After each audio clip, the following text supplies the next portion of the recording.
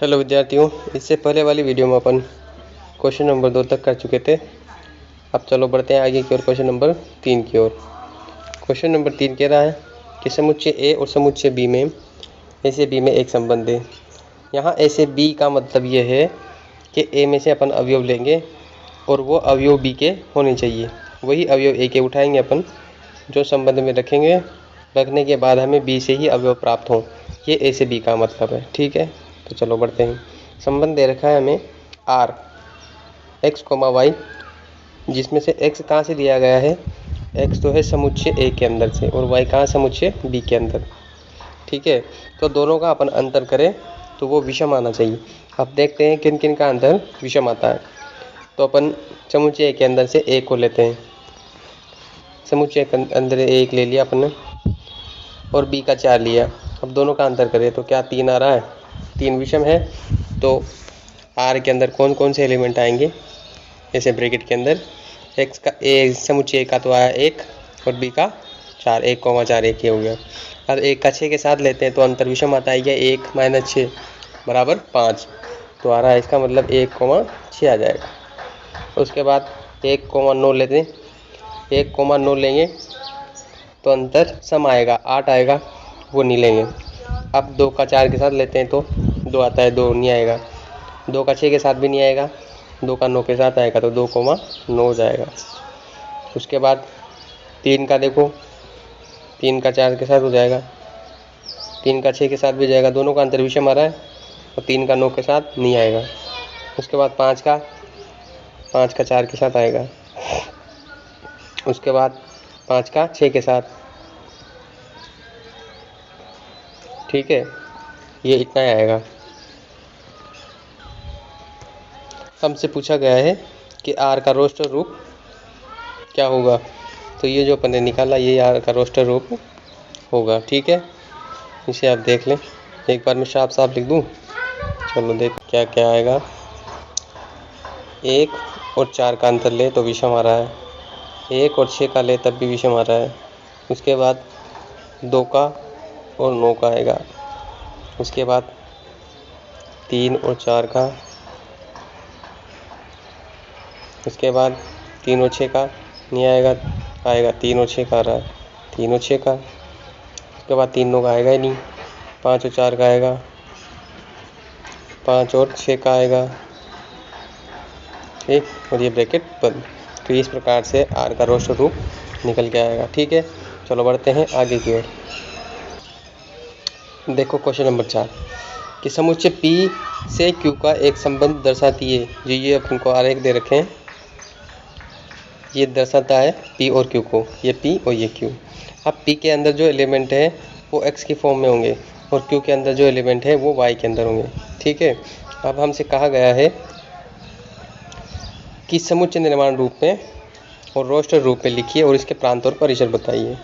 ठीक है, तो पहले तो अपन समुच्चय निर्माण रूप में आर को लिखते हैं। कैसे लिखेंगे, अब देखो ये पीछे वाला हो, देखो 5 की इमेज बन रही है 3।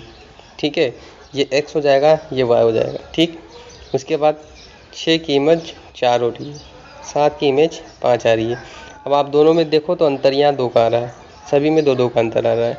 तो अपन ऐसे लिख दें कि जो y की वैल्यू है वो x से कितनी कम है, 2। ठीक, इस प्रकार से संबंध होगा। अब इसे संबंध की फॉर्म में अपन लिख देंगे तो क्या बनेगा, देखो संबंध की फॉर्म में कैसे लिखेंगे कि आर संबंध है, कैसा है, x, y के रूप में। ठीक, जहाँ कैसे कि y बराबर x - 2। ठीक, और x किस में बिलोंग कर रहा है, समुच्चय P में, और y किस में कर रहा है, समुच्चय Q में, और ये ब्रैकेट बंद कर देंगे। तो इस प्रकार से ये समुच्चय निर्माण रूप बनेगा संबंध का। ठीक, उसके बाद रोस्टर रूप में अगर अपन लिखना चाहें तो कैसे लिखेंगे, जिसके साथ तीर लग रहा है उसको अपन ब्रैकेट पे लिख देंगे। कैसे, ये आर लिखा अपन ने, 5 की इमेज क्या बन रही है, 3, 5 तीर लग रहा है। उसके बाद 6 का 4 पे लग रहा है और 7 का 5 पे, और ये ब्रैकेट बंद। तो ये हो जाएगा रोस्टर रूप और ये समुच्चय निर्माण रूप। आई होप आपको मेरी बात समझ में आई होगी। अब जो अपन ने ये रोस्टर रूप लिखा है, इस रोस्टर रूप में जो ब्रैकेट के अंदर x वाले अवयव हैं वो तो समुच्चय क्या हो जाएंगे, प्रांत। तो प्रांत क्या आएगा, इसमें देखो आप प्रांत में 5, 6 और 7, ये तो हो जाएगा प्रांत। और जो पीछे वाले अवयव हैं 3, 4 और 5, ये क्या हो जाएगा? परिसर हो जाएगा। क्या हो जाएगा? परिसर। 3, 4 और 5, ये हो जाएगा परिसर। ठीक, तो ये हो गया प्रांत, ये हो गया परिसर, ये हो गया समुच्चय निर्माण रूप और ये रोस्टर रूप। ठीक, चलो बढ़ते हैं। अब देखो आप क्वेश्चन नंबर 5। क्वेश्चन नंबर 5 में एक समुच्चय ए दिया हुआ है, ठीक है, और एक संबंध आर इस प्रकार है कि ए पर ए कोमा बी अवयव हैं और ए व बी दोनों कहाँ से लिए गए हों? दोनों समुच्चय ए के अंदर से लिए गए हों। ठीक है, और उसने कह रखा है कि ए ऐसी संख्या ले आप जो बी संख्या ले उसमें इसका भाग चला जाए ए का पूरी बार। जैसे ए को 2 ले लिया तो बी को क्या ले अपन जिसमें 2 का भाग चला जाए, तो 2 ले लो या 4 ले लो, भाग जाता है 6 ले लिया। ठीक है, तो इस प्रकार से अपन जोड़ा बना के चलेंगे। ठीक, आर बनाया अपन ने। पहले एक का सभी संख्याओं में भाग जाता है, ये तो आपको पता होगा। तो एक का सभी संख्याओं के साथ बनेगा, तो एक का 1 के साथ बन गया, एक का 2 के साथ बनेगा, फिर एक का 3 के साथ, एक का 4 के साथ और एक का 6 के साथ। ठीक, अब उसके बाद 2 की बारी आती है। ये ए है, ए कोमा बी की फॉर्म में लेना है, तो आगे वाला जो अवयव है वो तो ए है और जो पीछे वाला अवयव वो बी है ना। और कह रखा है कि ए का भाग बी में पूरी बार चला जाए। अब देखो, जब 2 लिया अपन ने तो 2 ले लें, 2 में भाग जा रहा है, 2 के बाद 4 लेंगे, 3 लेंगे या नहीं, क्योंकि आगे वाले जो अवयव है आगे वाले का पीछे वाले में भाग जाना चाहिए। अब 3 लेते हैं पीछे, अगर अपन 2 का 3 में भाग नहीं जाता तो वो नहीं लेंगे। इसके बाद 2 का 6 के साथ बनाएंगे।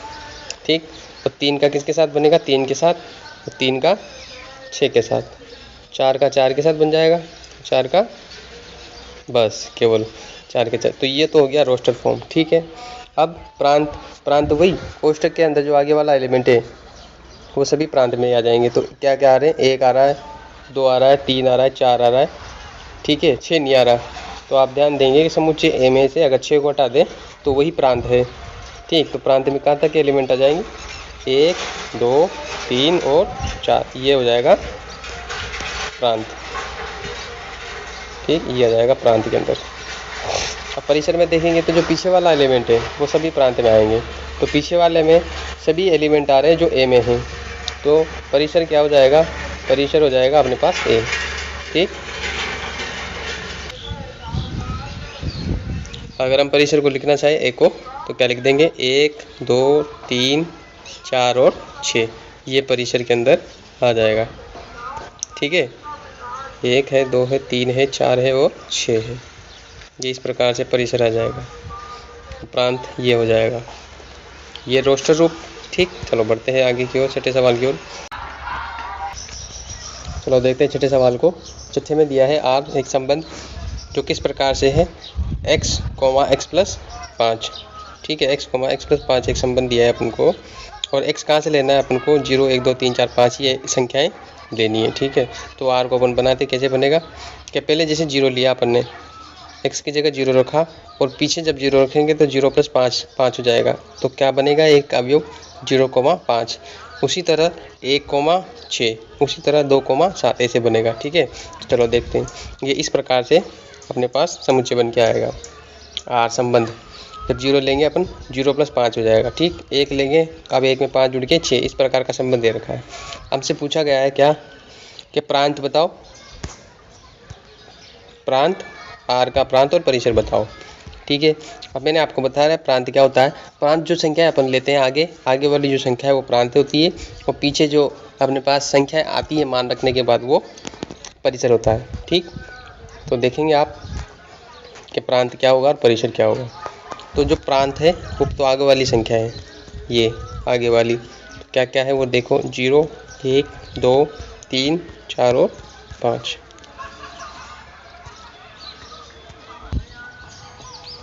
ठीक है, प्रांत के बाद अपन बात करते हैं परिसर की। तो परिसर क्या होगा?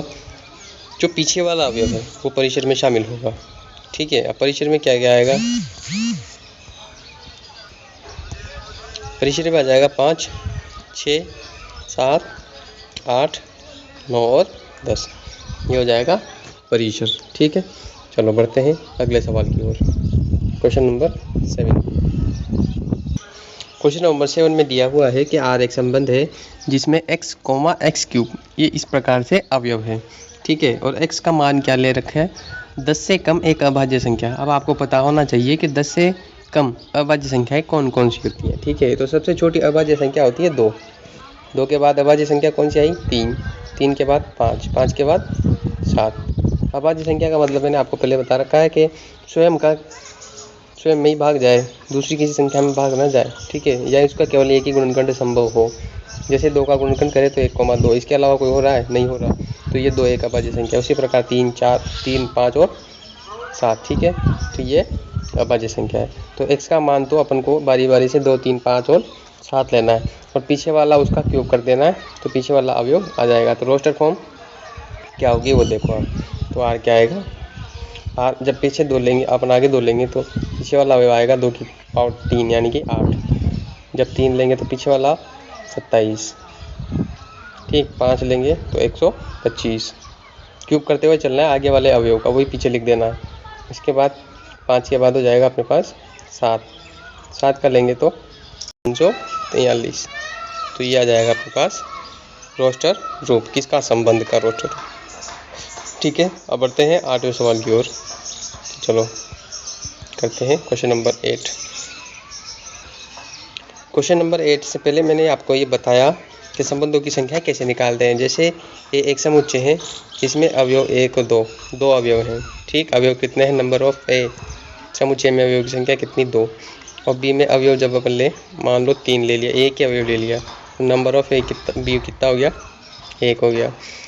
तो जो संबंध है ए से बी में, उसमें अवयव की संख्या कैसे बताई थी मैंने, पहले तो कार्तीय गुणन की, ए क्रॉस बी में अवयव की संख्या देखो आप, ए क्रॉस बी में दोनों के मल्टीप्लाई कर देंगे अपन 1 × 2, ये तो ए बी में संख्या आ जाती है।